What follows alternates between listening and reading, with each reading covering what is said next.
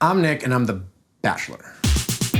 This week, people got to sit down with season 21 Bachelor, Nick Viall, and of course, the woman of his dreams. I have two wonderful women that my heart loves very much. But now I'm ready to make this very difficult and heartbreaking decision. The woman who got the final rose. I do love you. I'm in love with you. The one, the only. Vanessa Grimaldi, will you marry me?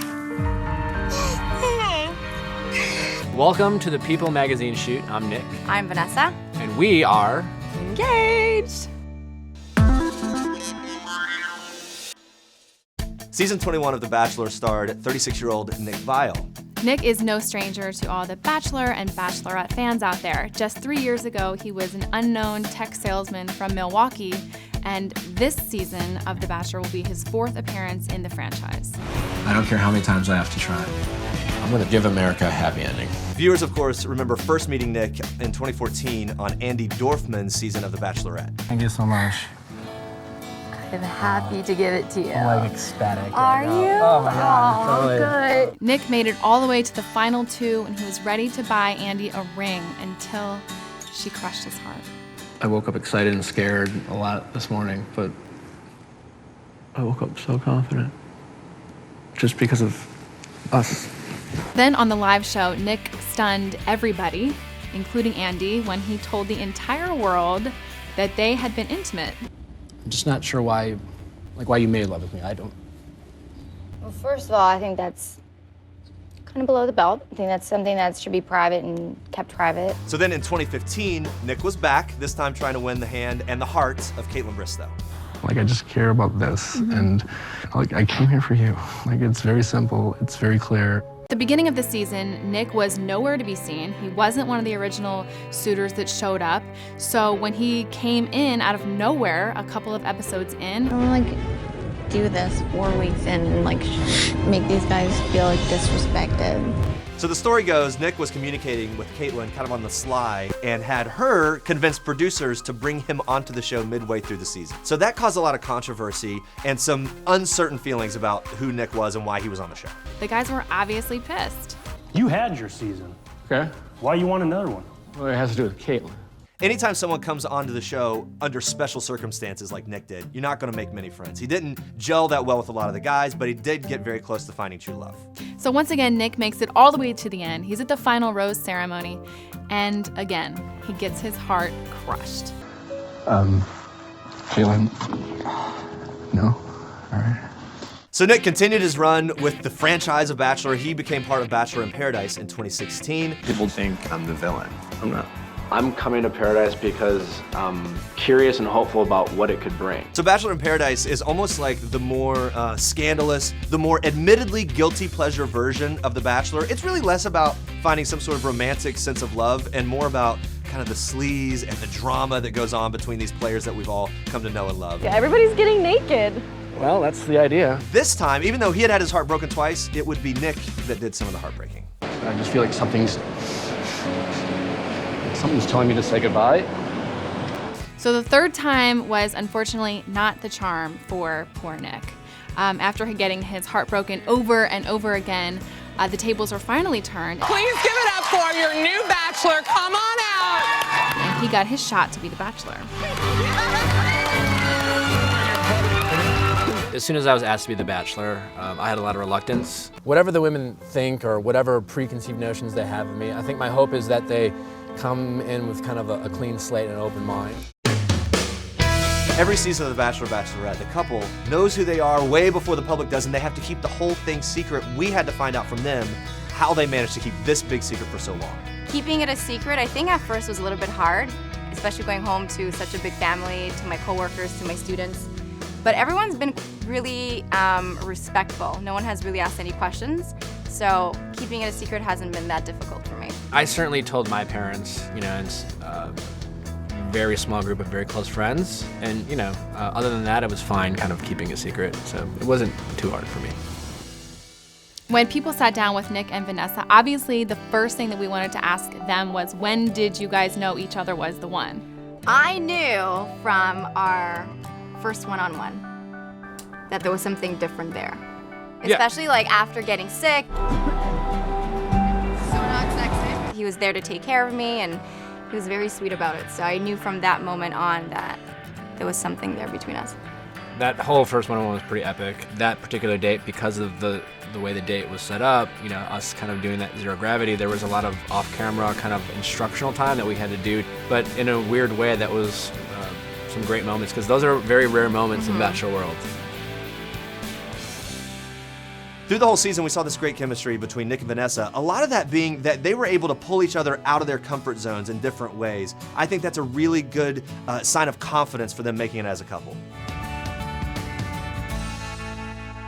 Of course, on her way to finding true love, Vanessa had some pretty stiff competition. I hear you like a good hump, and I definitely can't wait to talk to you more inside. I want to choke you so bad. And then, of course, there was Corinne. Corinne is one of the most epic contestants to ever be on any Bachelor franchise. She has so many one-liners. My heart is gold, but my vagine is platinum. The platinum vagine obviously takes the cake. She had the nanny, Raquel, who turns out to be a very special person in her life, but still her nanny. The girls use Raquel as a, something against me. Corinne was just epic from start to finish. She will not be soon forgotten, and I guarantee we will see a lot more of her on some Bachelor franchise somewhere. Of course, Rachel was the fan favorite. So we love Nick and Rachel. They shared a romantic sleigh ride in Finland.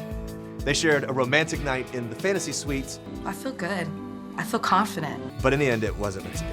And just as Nick was saying goodbye to her, we found out that she's going to be the first African-American bachelorette on the next season of the show.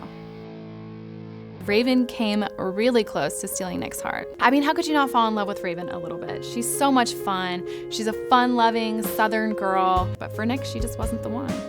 I know my heart's somewhere else. As much as I cared about Raven, I felt like the answer became more and more clear that it was Vanessa.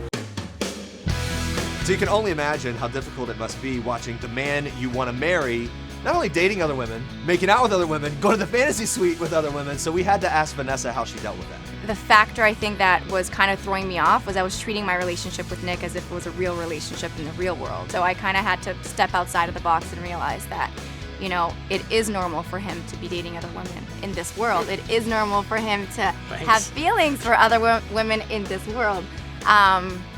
So once I started to like internalize that and like process it, I was able to just concentrate on my relationship with him and realize, you know, what we have is special, and not to lose that feeling and not to lose that hope.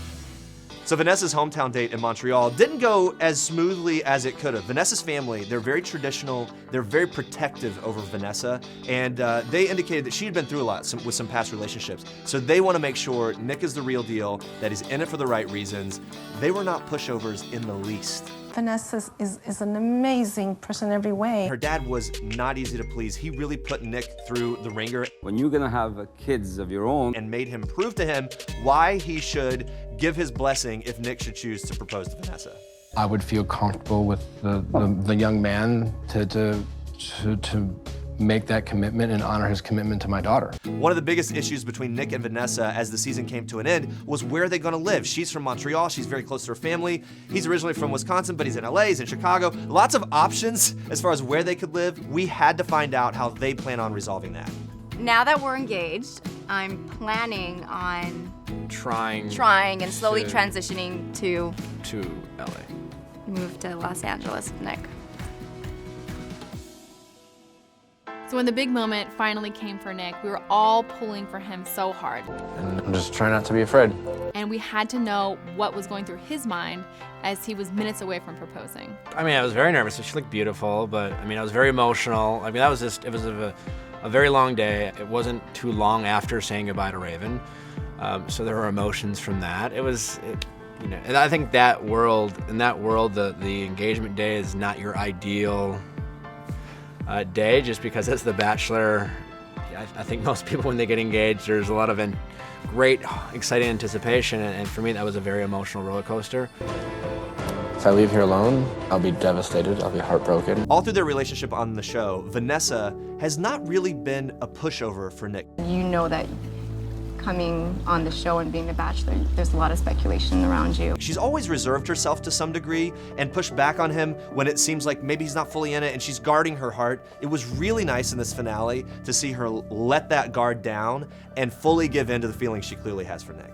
If I do say yes, I say yes with my entire heart. Looking back at this whole process, you know, having those moments of highs and lows throughout the entire process, it was definitely worth it in the end, you know? I wanted to make sure that I questioned and, you know, treated this relationship as if it was a real relationship. I know it was like an unrealistic world, but I treated it as if it was a real relationship. So we're obviously so excited for Nick and Vanessa's future, but we're also wondering what is next for them. You know, we're very excited about the engagement, but we're also realistic about, you know, our relationship, you know, began in an environment that was very unconventional. And again, up until this point, we haven't had the opportunity to have any type of normalcy. And I think those are the things that we're focused on right now. I have Nick Viall, The Bachelor. Everyone knows at this point I'm doing Dancing with the Stars, which is very exciting. We'll see how long that lasts. So maybe one of the greatest moments for Nick Viall in all of the Bachelor franchises and seasons that he's been a part of was that moment where he finally was able to say, look, I found true love, I have the ring, and I'm putting myself out there, and for it to be reciprocated this time and to have this really great finale, not only for this season, but for him and his story of love. Love you. Should we go start a life? Let's go. Do it. One thing, you know, having done this before, like, I don't think you have to pretend what this world isn't and what it is. And I think, you know, I think we're okay with saying we still have a lot to learn about each other, and that's okay. And we're excited about doing that. And so I think we want to focus more on that than anything else and, you know, keep moving our relation forward.